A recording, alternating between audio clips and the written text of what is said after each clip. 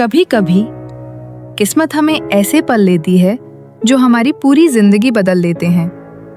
ये कहानी है एक गरीब लेकिन नेक दिल किसान की, जो बर्फ से ढकी एक वादी में रहता था। एक दिन उसने एक ऐसा जादुई परिंदा देखा जिसने उसकी तकीर हमेशा के लिए बदल दी।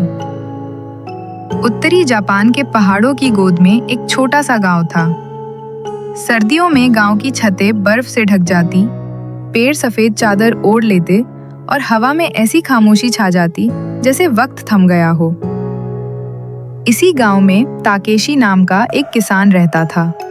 ताकेशी के पास ना बड़ी जमीन थी ना दौलत, लेकिन उसका दिल बहुत साफ और मेहनती था। उसकी झोपड़ी छोटी थी, मगर वहां हमेशा उजाला रहता, क्योंकि ताकेशी दूसरों के लिए हमेशा दीपक जलाना जानता था।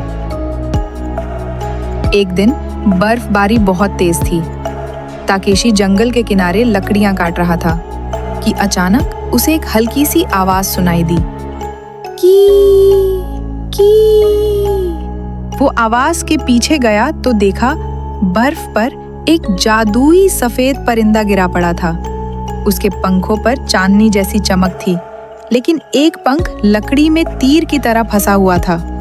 ताकेशी ने धीरे से तीर निकाला, परिंदे को अपनी शॉल में लपेटा और बोला, चिंता मत करो छोटे दोस्त, अब तुम सुरक्षित हो। परिंदे की आंखों में एक अजीब सी रोशनी थी, जैसे वो बिना शब्दों के शुक्रिया कह रहा हो।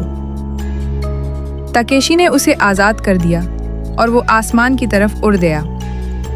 उसके चमकते पंखों की परत बर्फ में ऐसे बिखर गई जैसे किसी ने सितारे गिरा दिए हों। उसी रात जब ताकेशी आग के पास बैठा चावल का सूप पी रहा था, दरवाजे पर हल्की सी दस्तक हुई। दरवाजा खोला तो सामने एक सफेद रेशमी कपड़ों में लिपटी एक लड़की खड़ी थी। उसके बाल रात जैसे काले और आंखों में हल्की सी चमक, ठीक उसी परिंदे की आंखों जैसी।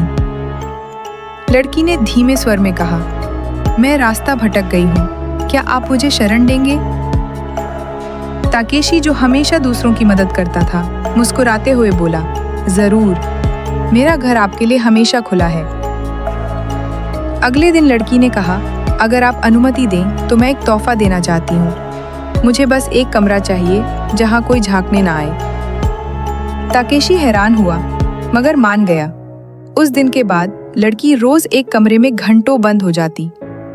दरवाजा बंद, खिड़की पर पर्दे और अंदर से बस करगे की आवाज आती, टक टक टक ठक। कुछ देर बाद वो बाहर आती और ताकेशी को एक रेशम की चमकती चादर देती, इतनी खूबसूरत कि लगता जैसे आसमान के बादलों से बुनी हो। जब ताकेशी ने वो चादर बेची, गांव के रईस हैरान रह गए। अब ताकेशी की गरीबी का नामो निशान तक न रहा। लेकिन लड़की हमेशा एक बात दोहराती, कभी अंदर मत झांकना, वरना सब बदल जाएगा। समय बीतता गया और एक दिन ताकेशी के दिल में जिज्ञासा जाग उठी, आखिर वो इतनी जादुई चादरें कैसे बुनती हैं? धीरे से दरवाजा खोला और जो दृश्य उसने देखा, उसकी सांसें थम गईं। कमरे में लड़की नहीं थी, वो जादुई सफेद परिंदा था। उसके पंखों से रेशमी धागे निकल रहे थे और हर धागे के साथ परिंदा और कमजोर हो रहा था। परिंदे ने उदास आंखों से ताकेशी की तरफ देखा। कुछ पल की चुप्पी के बाद परिंदा फिर लड़की के रूप में बदल गया। आंखों में आंसू और चेहरे पर हल्की सी मुस्कान लिए उसने कहा, आपने वादा तोड़ दिया, अब मैं और नहीं रुक सकती। अगली सुबह लड़की बर्फ पर चलती दूर होती गई। हल्की हल्की बर्फ गिर रही थी। उसके हर कदम के साथ जमीन पर फूल जैसे निशान बनते जा रहे थे। ताकेशी दरवाजे पर खड़ा बस उसे देखता रह गया। आखिरी बार लड़की ने पलटकर कहा, याद रखिए, सबसे कीमती तोहफा शुक्रिया के जज्बे में होता है, चीजों में नहीं। फिर एक सफेद रोशनी में लिपटी परिंदे का रूप धारण कर आसमान में गुम हो गई।